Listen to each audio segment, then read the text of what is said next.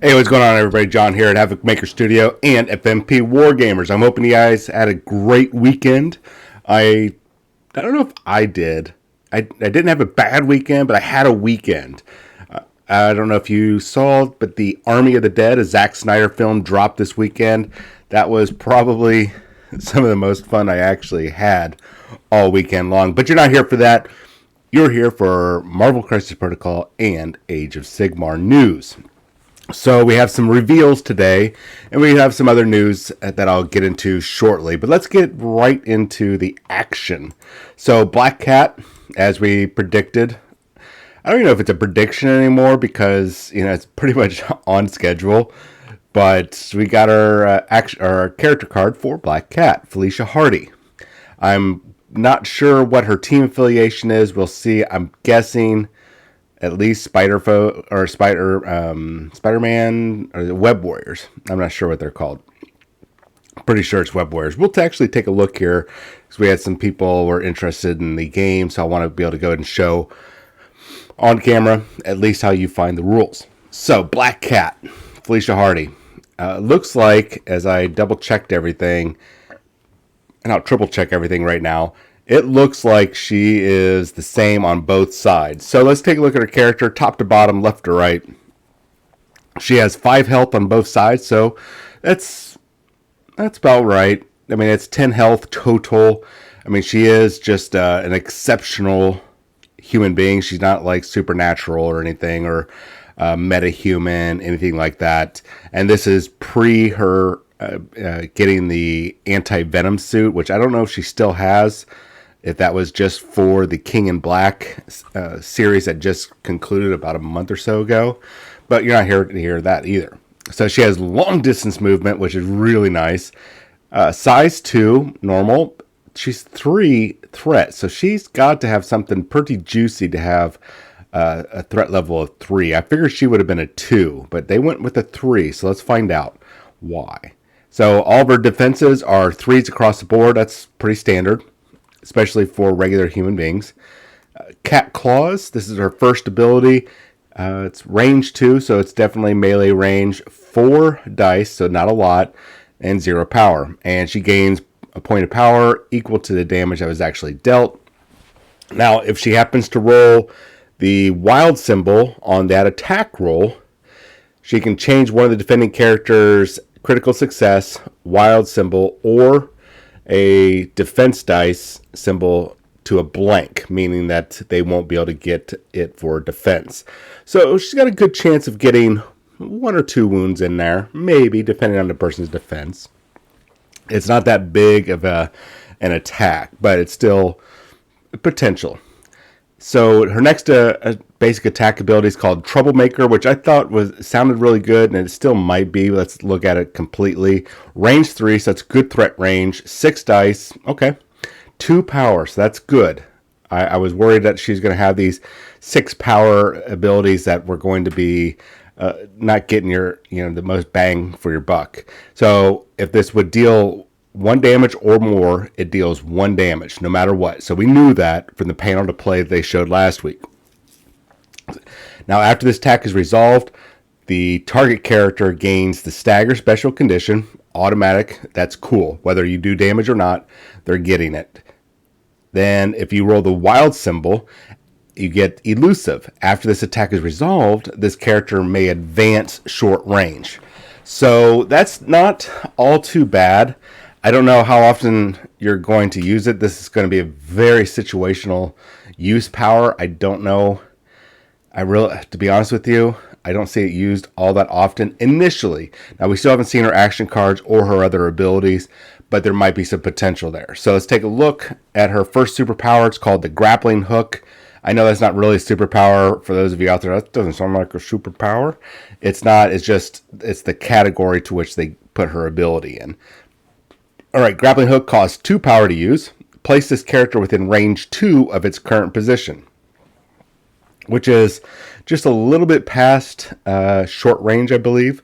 It's relative. This power can be used only once per turn. So she does have a lot of movement abilities to get away. So maybe Well, let's continue on. So, Master Cat Burglar. Now, this is a power that I can see being used more often. Excuse me. It costs 3 power. Choose an enemy character within range 1 of this character. You can move 1 asset or civilian token the chosen character is holding to Black Cat. This character is now holding that token. This character may not hold more tokens than the crisis specifies. So, just so you know, most of the crisis, the missions that you draw, they have you getting tokens or civilians or whatever. You're usually only allowed to have 1. There's only a few out there that allow you to carry more. So just keep that in mind. But this is still a good troll power, especially if you are very conservative on using Black Cat. I can see where all these movement abilities will come into play, especially at near the end of the round, right before scoring. If she can run up and pluck a token away from an opponent, and she might have to drop it, next turn or run away with it or whatever. But with her movement abilities, she might be able to get into range pretty quickly and snag somebody else's special or their asset or their civilian token, which would deny them those victory points at the end of the round during the cleanup phase, and subsequently give you those points, possibly winning you the game. So, her innate powers is a bad luck. Characters cannot modify their attack dice when targeting this character with attacks. That's pretty cool. I'm assuming that means, and I'll have to double check the rules, or somebody else might be already screaming at me when I say this, but I believe you are modifying. No, you guys let me know down in the description. When you roll critical success, and you have to roll the dice, or not have to, but when you roll the dice the second time, does that count as modifying the dice? I don't think so, but just in case, that would be a really cool thing. But I'm sure that would already be written in there. At any rate, let's move on to her next ability. It's an innate ability, and characters must be within range 3 of this character targeted with attacks. There's a couple other characters. I think Mysterio is like that, and Black Widow. I believe you have to be within a certain range of those characters because they're so nimble and ninja-like, and using all sorts of whatever Mysterio uses, his 3D graphics, whatever. I think that's at best what they're doing. So looking at the miniature off to the side of the cards, I know some of you that are driving and listening to this, you're not going to be able to see it, but we got, when you do get home or you get somewhere where you can look at it safely, you can get a screenshot and you'll be able to get a close-up look to Black Cat's character. And I understand why they posed it like that, to an extent, but as I'm looking at it, there might be I think I'm still going to do the kind of gravity defying or the access defying direction she's going. I just might raise her up a little bit higher and angle that a different way. I'm just not a big fan of the way she's going right there, but that's just me. You guys might agree or disagree, but that's how I feel. So I don't think she's going to be a must-have. I think she might be, she might be one that you want to put in your roster, mainly because of that steal ability and her movement abilities. I think she might be good for, depending on which missions that you draw, that you could sit there and go, well, you know what, this one doesn't really suit her, but then you draw the next one, and in your next game, and she's in your roster, so she might be really good for certain missions. I think she could be not an auto include, but I feel like, especially if you're playing at an event, like a crisis event or a tournament, having Black Cat in there would be really good in your roster, because capturing objectives can win you that game faster than trying to knock people out. That's just my opinion. You guys let me know what you think in the comments below. And speaking of comments below, if you get a chance, right before we jump into the next reveal, please go ahead and hit that subscribe button. We're almost at 100 followers. We're getting closer. I would really appreciate it. And if you can, share this out to your friends and family and have them jump on over. So we're going to move away from Atomic Mass Games in just a second, and then we're going to be jumping over to Age of Sigmar. But this week, we should be seeing a panel to play for Kraven the Hunter, and the following week's reveal for whatever is going to be the, panel to play. Now, we still haven't seen, we've seen Mysterio. I feel like we've seen Carnage, but maybe not. I could be wrong. You guys let me know. Well, we might not have seen a panel to play for Carnage yet. I feel like we have. At any rate, we still have the Lizard up, and I believe Carnage. I don't remember. It's been so long. I should have a checklist. That would probably be best. I'm going to make a checklist of what panel to play and what cards we've actually seen so far. But I do know we have not seen panel to play for the Lizard or Kraven the Hunter. So maybe those will be our next two over the next couple weeks. So this week, a panel to play for Kraven the Hunter. We'll see his card next week, hopefully next Thursday. And then we should see a panel to play for the Lizard next week as well. So we'll cross our fingers and hope that that comes out. And then that same week that we see the panel to play for the Lizard, we'll hopefully get to see Kraven the Hunter's card. I kind of like Kraven the Hunter. I do. I just feel I'm kind of mixed bag. I think it's a personal thing. I like the natural character. I like that kind of souped up superhuman levels of athletics and strength and stamina and all that jazz, kind of like Captain America. But I think what puts me off to that character, Kraven the Hunter, is that he's kind of a jerk, kind of an arrogant jerk, but he's also that super alpha male. I mean, literally alpha male. I mean, you don't go hunt wild animals and dinosaurs in the savage lands with just a knife and a spear and all that kind of stuff, and don't have some swagger to you, but still just so irritating. I don't know. I'll probably still get the guy because he does look pretty cool. Now I don't know if he's going to come by himself. Is he going to come with the Lizard? Is he going to come with somebody else? We'll see. Excuse me. So let's get over to Age of Sigmar. We normally don't cover Age of Sigmar all that often because, well, actually we do now. Actually, we have been covering. What we don't cover is usually their War Scroll cards, is what I'm trying to lead to, is because I don't have access to all the books or any of the books right now. I was going to buy in on the Soulblight Gravelords, but due to my store only getting a tiny bit of caps, that I felt that the regular customers should get their hands on it before I do. So I'm going to be about another week or two off from getting it, but that's okay. I don't mind. I'd rather have those diehard Age of Sigmar players get it in their hands before me, and then I can get it after. It's not going away anytime soon, I hope. So, Kragnos, the End of Empires, the god of destruction or earthquakes himself. He is a very impressive model. We talked about him over the past couple weeks. Now on the Warhammer community page, the War Scroll card is free. So let's take a look at him. 18 wounds. It's pretty beefy. He's got his own special move since he's such a big creature. He's got his own damage table that determines his movement. So we'll get to that in a second. He's got a 2+ save. That's pretty nice. And 10 bravery. Not unexpected. Especially when he's a god walking around. Now, let's take a look at his melee weapons. And I've got an idea, and you Age of Sigmar players can jump in and let me know if I'm dumb for thinking this or if I'm kind of on the right track.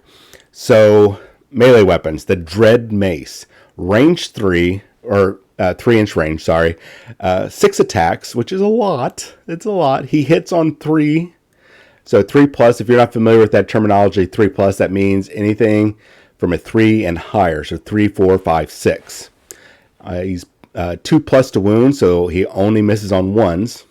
He has his Dread Mace has a -3 rents. That means he negates 3 points of armor. So if you have a 4, then you're going to lose your armor completely. That's pretty bad. Now here's the juicy part. Damage is 4. 24 damage per hit. That's up to 24 damage. That is brutal. I think that might be able to almost take down a Mega Gargant. Mind you, you have to hit with all 6 attacks, and they have to be able to not save against it. But up to 24 damage from that. He also has Tuskbreaker. I'm not sure what Tuskbreaker is, but it is range 1. Oh, I think Tuskbreaker. Nope, I don't know. We'll find out what Tuskbreaker is. I'm not sure what that is. Anyways, 1 inch range, 3 attacks, 3+ to hit, 2+ to wound, -2 to rend, and damage is D3. So we're going, it's kind of a random dice. I'm not too big on that, but it's only, he gets 3 of those attacks. And then he has the Hooves of Rack and Ruin, 1 inch range, special on the number of attacks. We'll take a look at that in a second. 3+ to hit, 2+ to wound, -1 rend, 2 damage. Now, his damage table, and the reason why I'm reading all this off, just in case you're wondering, is we do have people that listen to this on while they're driving. So I want to be able to read this off. His damage table, 0 to 9 wounds. He has 10-inch movement. His Hooves of Rack and Ruin will do 6 attacks. And Bellow of Rage, which we'll get to in just a bit, is a 5+. Now I'm going to skip the next 2 brackets, and we're just going to drop down to his last bracket, which is 16, 17, or 18 wounds left. Or if that, you know what I mean. Okay. His move is 7 inches. It goes, Hooves of Rack and Ruin go to 3. Bellow of Rage goes to 2+. So we'll get into that. That's interesting. The Bellow of Rage is kind of throwing me off. Let's look at Bellow of Rage. That is his first ability. So at the end of any phase, if any wounds were allocated to this model in that phase and not negated, roll a dice for each other unit and each defensible terrain feature within 6 inches of this model. If the roll is equal to or greater than the Bellow of Rage value shown on this model's damage table, that unit suffers D3 mortal wounds, or that defensible terrain feature is demolished. Oh, so the more damage he takes, the more likely Bellow of Rage is going to go off. And it says roll a dice for each other unit. So I think that also includes your units, guys. I don't think, because that probably would say other or enemy units. You guys let me know in the description below. Let's go to the next thing. Destroyer of the Draconith Empire. He has hunted down dragonkind across all the ancient realms and carries an abiding hatred for their kin to this day. So you may reroll charge rolls and hit rolls for this model while it's within 12 inches of any Star Drakes, Dracoths, or Dracolines. So you Stormcast Eternal guys, watch out, because I don't think you want to get hit with a charge. This guy's already got a pretty good movement and up to another 12 inches on the charge, and getting those reroll. Oh god, man, you do not want to field drakes and stuff against him. So Rampaging Destruction. After this model makes a charge move, so keep that in mind with Destroyer of the Draconith Empire, you can either roll a dice for each enemy unit that is within 1 inch of this model, or you can pick one enemy monster within 1 inch of this model and roll 2d6.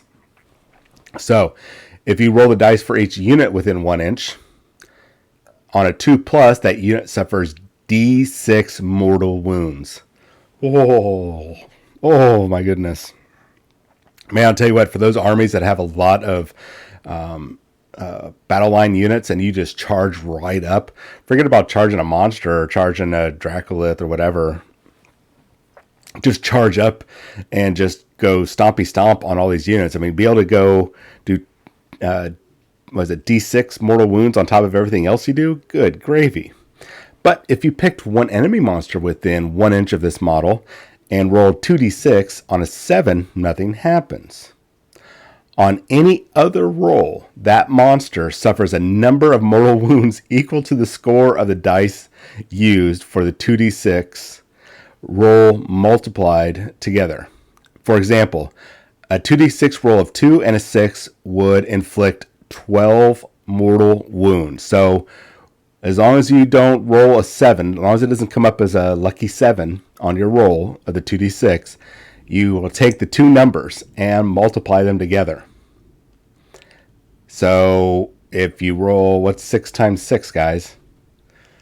I'm pretty sure that's 36.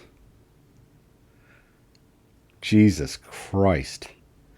You are going to destroy something with rampaging destruction. Oh my God. That's horrible. That's horrible. This guy is pretty much an auto include. And speaking of why you'd want him in your Grand Alliance of Destruction, any destruction army can take him, by the way. You add +1 of the bravery characteristics of any friendly units wholly within 12 inches of the model. So that's only those models that were completely within 12 inches. He has the shield inviolate, whatever. Oh, this is Tuskbreaker. Okay. So each time this model is affected by a spell or an endless spell ability, you can roll 3d6. If the roll is greater than the casting value of that spell or endless spell, ignore the effects of that spell or that endless spell ability on this model. Use the, and it's design. This is one thing I like about Age of Sigmar. They'll put the designer's notes. Hey, this is what we were intending to do with the rule. So this is our literal intent, not your interpretation. This is our intent. So use the casting value on the spell or endless spell's war scroll, not the casting roll of the spell or endless spell. So normally, if you're not familiar, you have to roll a couple dice to cast a spell, and if you get the certain value, the spell goes off.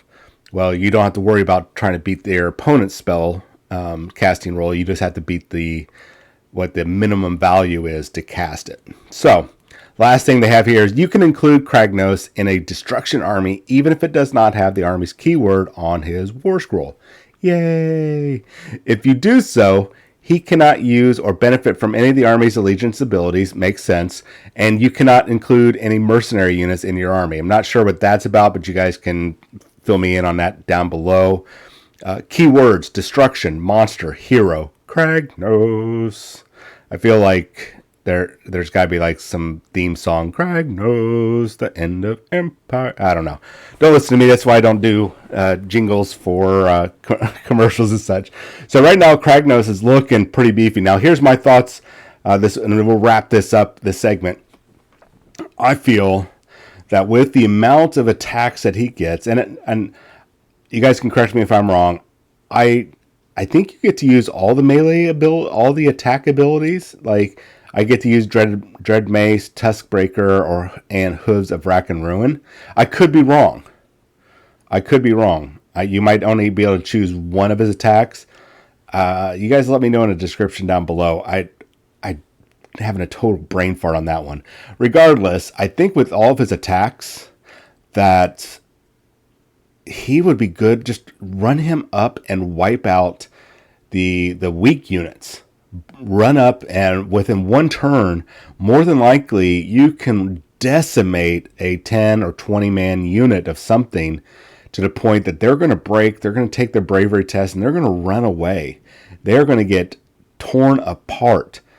I think he would be good. I know he's a god and the god of earthquakes and destruction. He's the end of empires and all that stuff. But I think he would be really good at wiping out the smaller units, and you can use your beefier units to tie up the kind of elite units and the heroes.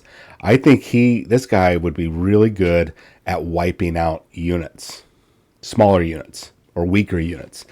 I know that sounds really weird. You guys let me know. I mean, if you're tying the elite units and heroes up with your other units, and this guy's just trampling the rank and file, then yeah, he's going to take some damage, but he's still going to be beefy or still be good enough that you can run over with him and support those other units once you've broken those battle line units.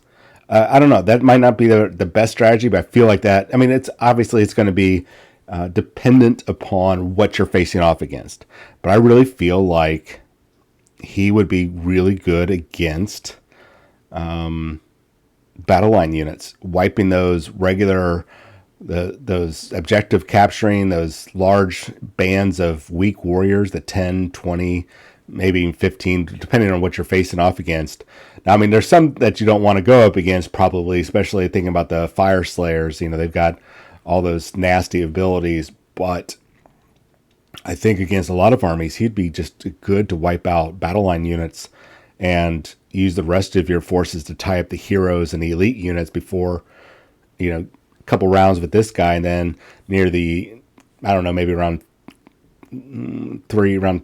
turn 3, turn 4, whatever, you can bring him over to support those guys. He's going to be beat up, but who cares? Look at the damage he does. I don't know. You guys let me know down in the comments below. So I got another couple more videos coming out today. Not quite sure when they're going to get released. I've got a lot on my table today, literally and metaphorically speaking.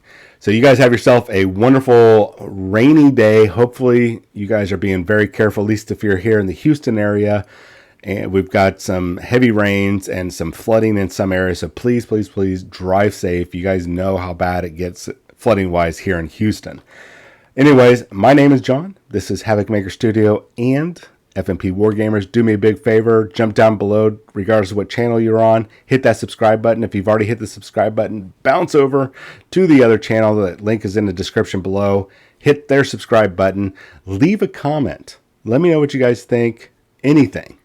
That way I can improve upon the quality of these videos. I'll chat with you guys later. Have a wonderful day.